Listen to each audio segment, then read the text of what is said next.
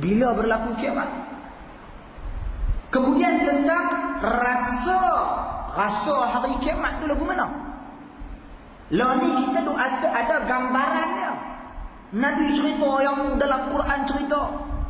Dalam Quran cerita macam mana bulan dan bintang jatuh, macam mana matahari jatuh, macam mana bumi ni hancur pecah, digulung, dilipat dan sebagainya. Tapi adakah kita rasa? Manusia bila dia tak rasa, dia tak takut.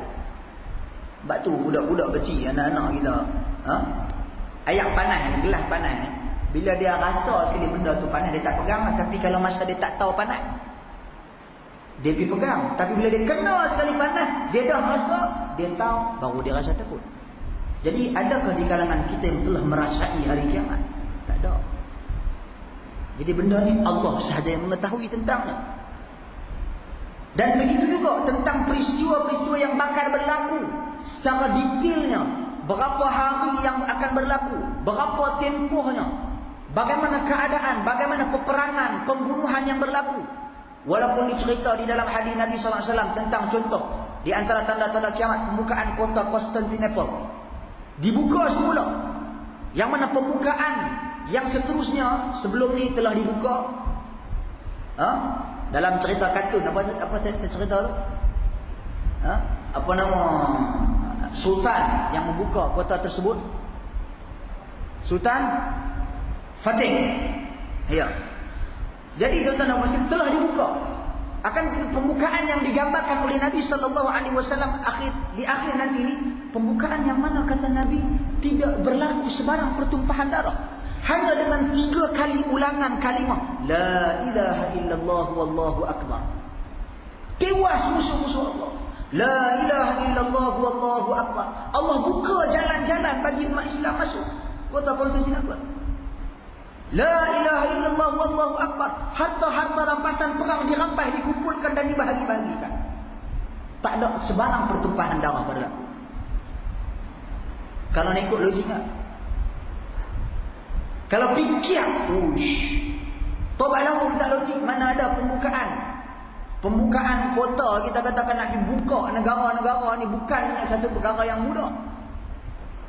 Mesti berlaku pertumpahan darah. Tapi ini yang digambarkan oleh Nabi. Bagaimana suasana tu? Siapa tahu? Allah Subhanahu wa ta'ala yang Maha mengetahui. Jadi tuan-tuan dan puan sekalian, ini yang digambarkan tentang ilmu sa'at. Kemudian lagi yang disebut oleh Nabi sallallahu alaihi wasallam, yaitu wa yunazzilul ghaitha. Kemudian berkenaan dengan dialah yang menurunkan hujan, al-ghaith. Apa dia maksud dia ni? Lah ni kita tahu ada hujan turun tak turun? Tahu. Tapi kita sebenarnya dia panggil kita bukan tahu. Kita sendiri bagi tahu ramalan cuaca. Bukan kita kata pasti. Tak ada orang berani kata tuan-tuan dan puan sekalian. Sebab tu kita duk siap untuk bomong hujan. Pasal tak lagi nak buat kenduri, nak alih hujan. Ataupun nak main bola, tak lagi dia nak alih hujan. Kalau kita pasti dengan ramalan cuaca ni ketepatan, saya tak suruh baik kat rumah tu syirik. Saya bagi contoh. Kalau kita pasti dengan cuaca ketepatan ini tuan-tuan dan puan sekalian, maka tak kenalah ayat ni. Tak kenalah hadis Nabi SAW. Tak kenalah kalam Allah Subhanahu wa ta'ala di dalam Al-Quran.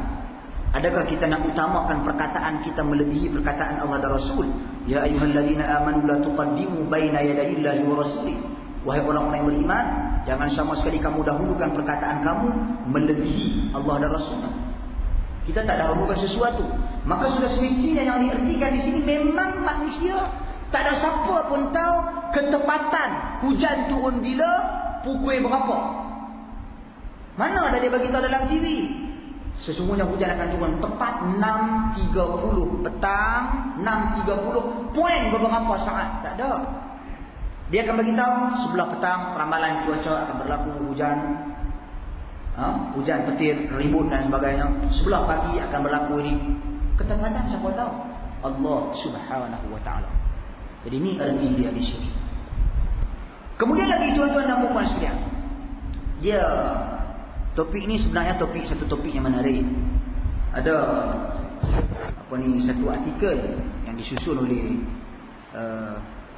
guru saya, Dr. Syarif Al-Qudah. Dr. Syarif Al-Qudah, dia itu tentang mafatihul ghaib, mengulas tentang perkara-perkara ghaib ni.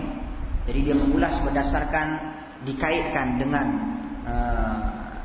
perkara-perkara kontemporari sekarang ni, ataupun perkara-perkara yang kita katakan teknologi sekarang. Antaranya tentang, beliau mengulas tentang wa ya'lamu ma fil arham, dan sesuatu yang Allah Subhanahu wa taala saja yang mengetahuinya, iaitu sesuatu yang berlaku di dalam rahim ibu. Jadi kalau kita lihat sekarang ni, ni ada ultrasound. Ultrasound ni boleh ambil gambar budak dalam perut ni. Senyum boleh ambil, dia berani, semua boleh tengok lengkap tubuh dia. Mana ni? Daripada selepas selesai dia, orang kata apa, dipersenyawakan oleh Allah Subhanahu wa taala, sampai dia besar, boleh tengok pembesaran itu sikit demi sedikit. Daripada kecil. Jadi yang mana satu yang Allah Subhanahu wa taala tahu, yang orang lain tak tahu, yang makhluk-makhluk dia tak tahu. Jadi tuan-tuan dan puan sekalian, jadi sebenarnya teknologi ini tak dapat menandingi teknologi Allah Subhanahu wa taala. Saya bertanya kepada beberapa orang doktor perubatan di hospital-hospital, di klinik-klinik, dan beberapa orang kawan. Saya suka tanya dia buat soalan ni. Tengok jawapan daripada khilaf lah. Jadi bila tanya jawapan dia sama. Iaitu kita takkan tahu dan mustahil tahu, pertama sekali, benih mana yang dipilih untuk sperm mana yang nak masuk dalam ovum wanita. Benih laki ni keluar banyak. Tuan-tuan, berapa juta sekali keluar sperma yang dilepas. Sekali itu berapa juta, bahkan berbelah juta, bahkan ada orang yang disubuk berapa puluh juta. Jadi bila dilepaskan sperm ni, tuan-tuan dan puan sekalian, daripada juta-juta ni, mana yang nak masuk, mana yang nak dipilih, siapa dia tahu? Tak ada siapa tahu, Allah Subhanahu wa taala sahaja. Kemudian selepas dia dipilih tu, ekor mana dipilih tu, berapa ekor nak masuk? Kadang-kadang 2-3 ekor masuk. Siapa tahu? Kita tak tahu. Allah saja yang tahu.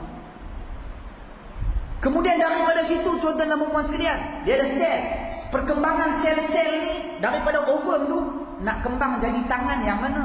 Nak jadi kaki yang mana? Nak jadi perut yang mana? Nak jadi jantung yang mana? Nak jadi ni yang mana? Lagu mana perkembangannya? Cukup jari tak cukup? Siapa dia tahu? Allah Subhanahu wa taala. Jadi ini yang diertikan di sini. Sebab orang kadang-kadang manusia bercakap dengan penuh takabur, mereka melupai kekuasaan Allah. Lah ni orang tahu semua dah. Benda-benda dalam perut orang boleh teropong, orang boleh tengok, orang boleh jikir, orang boleh rinci semua. Amboi, dicakap siapa dia jago.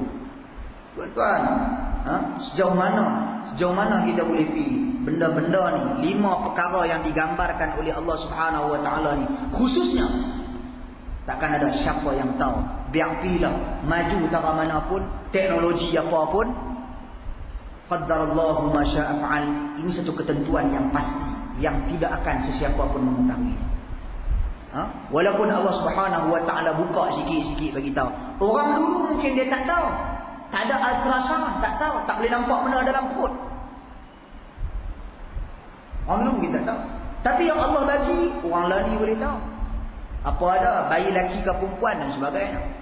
Wallahu a'lam, ini kembali kepada kehendak Allah Subhanahu wa taala.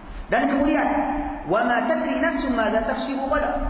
Dan sesungguhnya tidaklah kamu ketahui apa yang kamu lakukan besok, yang akan dapat dikerjakan besok. Apa dia, benda apa? Tak tahu. Kita tahu, ya, kita merancang ustaz, ada sejadu dah ustaz, ada tulis, ada jadual. Besok mengajar di Al-Qayyim, pagi minum ajak. Mereka tayar pancit sampai kat Sungai Dua.